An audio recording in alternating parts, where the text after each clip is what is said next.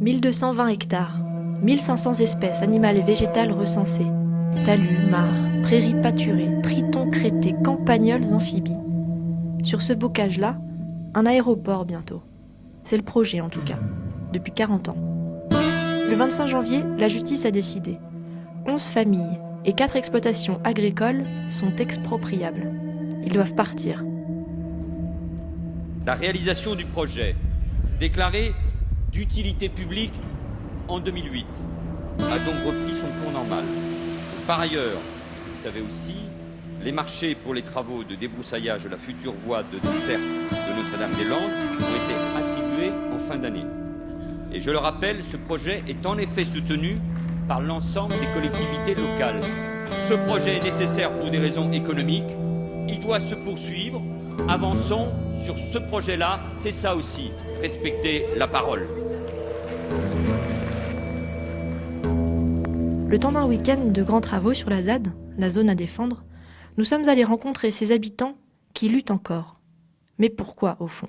On est là depuis une vingtaine d'années. On a été locataire d'un propriétaire privé qui a vendu à l'État en faisant un faux. Donc Vinci a considéré qu'on n'était pas dedans quand ils ont acheté, ce qui était faux naturellement. Donc on a été la première famille à être mis au tribunal. La maison là est protégée jusqu'en mars 2017. Oui, elle est habitée cette maison. À la place, Vinci voulait récupérer la maison pour la détruire. Nous, on a dit, tiens, vous voulez détruire la maison, nous, on va reconstruire. Demain, il va y avoir pas mal de monde à venir casser la croûte, à venir aider sur plein de chantiers. Donc, on prépare à manger pour demain. Si je comprends bien, vous ne faites pas vos cartons, là ? Ah non, on n'est pas loin de faire les cartons. On est en train de s'installer durablement.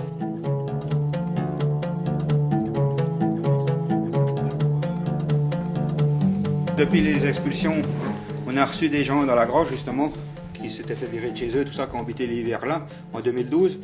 Et depuis ce temps-là, donc la maison, la partie personnelle est un peu quand même collective.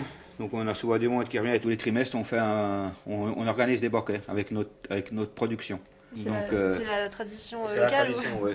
Enfin, c'est la tradition de la maison, au moins toute personne qui donne un coup de main, tout ça, on aime bien, c'est convivial. Après, c'est autour des banquets qu'on arrive à causer le plus, à se dire ce qu'il y a à dire. On fait venir des gens de Notre-Dame, des personnes qui sont sympathisantes, qui ne sont pas forcément militantes, qui auraient un peu peur de la ZAD, des trucs comme ça. Donc ces personnes, on se retrouve, on fait des banquets à une centaine de personnes où il y a toutes sortes de gens, quoi. Et ça se passe très bien, et c'est là que les gens ils apprennent à se connaître. Les personnes de la ZAD disent tiens, ils sont pas si cons que ça dans la ville, et puis les autres pareil, quoi. On était un groupe qui résistait contre l'aéroport, un peu plus radicaux si on veut dire, mais enfin entre parenthèses, que les associations officielles qui étaient beaucoup plus dans le légalisme. On a décidé de faire l'appel à venir occuper la ZAD. D'accord. Et quel lien vous avez là avec les zadistes justement qui viennent J'imagine parfois il y a beaucoup de gens, quoi. Moi, zadistes, ça me dit rien. Moi, c'est des personnes comme toi, comme moi. Ils sont tout à fait ordinaires, sauf qu'ils ils sont pas dans la consommation, ils sont pas dans ces trucs-là. Et moi, ça me convient vraiment. J'y ai été, j'ai été dans la consommation, j'ai eu des dettes, j'ai eu des varlets comme ça. J'ai jamais trouvé plaisir là-dedans, que sur le moment. Et là, maintenant, j'ai pas de sous, mais j'ai pas de dettes et je suis le roi du pétrole.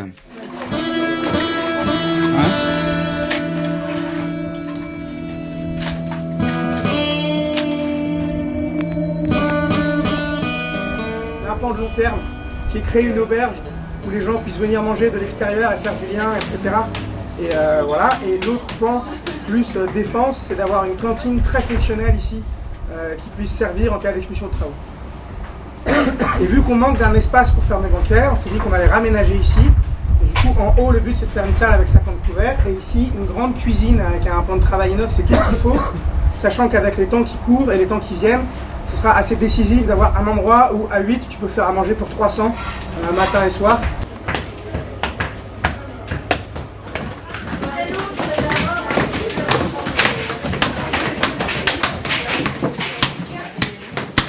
Ah, vous détruisez tout là, non ? On détruit le vieil enduit, le très très vieil enduit pour faire apparaître les pierres jusque là. C'est un travail de fourmi. Vous aimez faire ça, vous ? Je trouve ça chouette, quoi. Quelque part, de participer à construire un lieu. C'est un symbole, quoi, très fort. De reconstruire alors qu'on veut tout détruire. C'est peut-être aussi une façon de montrer que, voilà, on n'est pas obligé de suivre le chemin qu'on nous trace, on peut faire différemment. Peut-être qu'on commence quelque chose et que ce ne sera pas nous qui le terminerons. Et alors, si ça donne envie aux autres, c'est bien.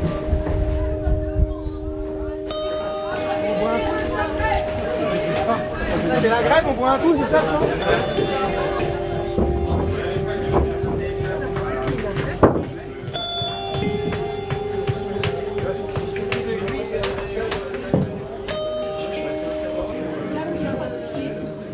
Qu'est-ce que vous défendez? Moi, c'est assez simple. Ce que je défends, c'est d'arriver à soutenir un processus un peu destituant, quoi. C'est-à-dire un processus qui se donne les moyens de faire que tout ce qui appartient à la gestion d'État habituellement est repris en charge par les gens qui vivent là et qui s'organisent entre eux et tout ça. Depuis 2012, depuis que l'opération César est terminée, il n'y a plus de police sur la zone, par exemple. Donc il y a tout un tas de questions relatives au conflit entre les gens qu'on doit prendre en charge nous-mêmes, parce qu'il n'y a plus de police et qu'on ne souhaite pas que la police revienne. Donc évidemment, ça soulève tout un tas de questions qui ne sont pas toujours faciles à vivre, mais qui sont extrêmement passionnantes, quoi, parce que ce que d'habitude tu relègues aux autorités, là tu es obligé de le prendre en charge. Donc tu es obligé de te retrouver dans une situation où il faut prendre la décision parfois de virer quelqu'un, ou alors d'en passer par des formes de médiation pour que les conflits se règlent. Enfin, voilà.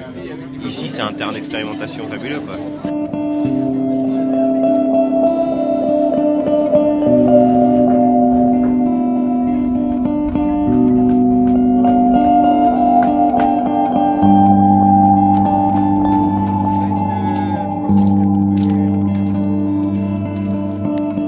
C'est Marcel, la ferme à côté, qui me le prête le terrain.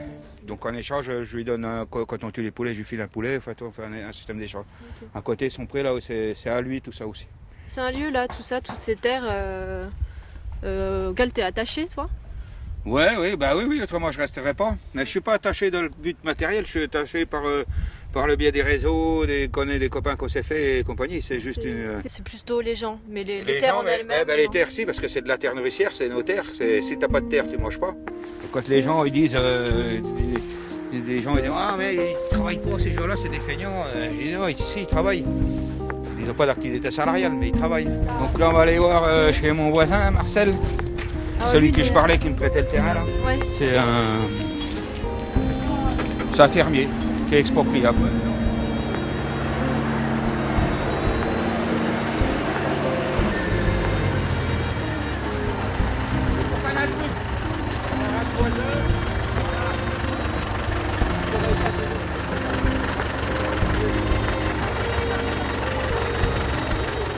On a refusé de signer amiable.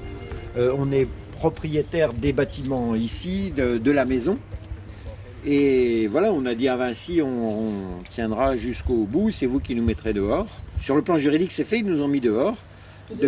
Depuis cette semaine, puisqu'on a 2 mois de délai pour la maison, mais zéro, là, mes vaches sont tout à fait illégales en étant ici, quoi. La Vinci prend soin de nous, il ne voudrait pas qu'on se tue au travail comme on fait là pour gagner si peu d'argent en fait. Donc il nous propose beaucoup d'argent pour qu'on arrête de se tuer au travail. Mais alors pourquoi vous acceptez pas? Bah ouais, les gens sont assez bizarres. Qu'est-ce qui vous plaît dans ce bocage? Dans ce bocage, le bocage lui-même, moi c'est celui que j'ai connu dans mon enfance, un paysage de haies, avec des oiseaux, avec des chevreuils le matin à 6h le matin, voilà, des renards le 6h le soir. Il reste extrêmement peu de bocage de cette qualité-là en Loire-Atlantique. Et à terme, on veut bétonner 900 hectares parmi 1600 ici, quoi. Je veux dire, faut faire tout, enfin tout le monde est d'accord, pour faire tout ce qu'on peut pour que ça se fasse pas, quoi. Parce que là, l'aéroport, il serait juste derrière, c'est ça? Il y a une parcelle derrière, là, il y a une haie avec un chemin, il y a une parcelle derrière, il passera à l'angle de la parcelle, là-bas. À la fois ceux qui squattent ici, et puis tous ces gens qui viennent pour un week-end travailler un peu partout. Quel lien vous avez avec eux, vous? On a plaisir à se côtoyer et à vivre ensemble ici. Vous, ça vous rassure qu'il y ait du monde comme ça qui s'intéresse à vous, en fait?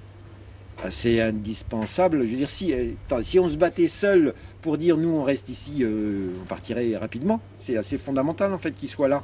Ils sont là, ils ont remis de la vie à chaque endroit où il y en avait. Quand vous dites on se bat pour la même chose, c'est se battre contre l'aéroport et c'est se battre pour une nouvelle manière de vivre, mais qui est sûrement pas la même. C'est là où on s'engueule, voilà. Pour moi, c'est surtout une question de stratégie. C'est-à-dire que pour moi, il y a une chose, c'est qu'on se bat contre l'aéroport, point, et il faut gagner là-dessus.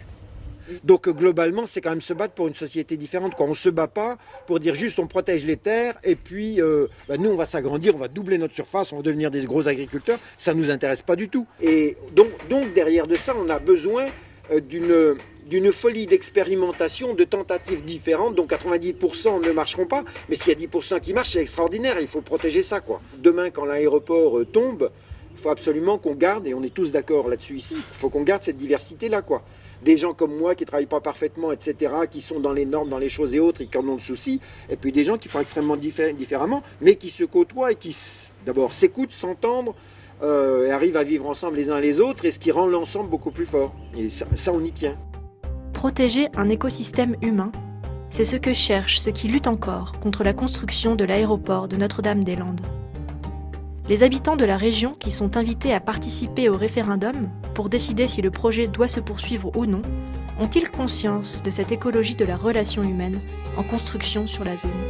C'est une biodiversité sociale et politique qui croit que l'histoire n'est pas encore écrite et cherche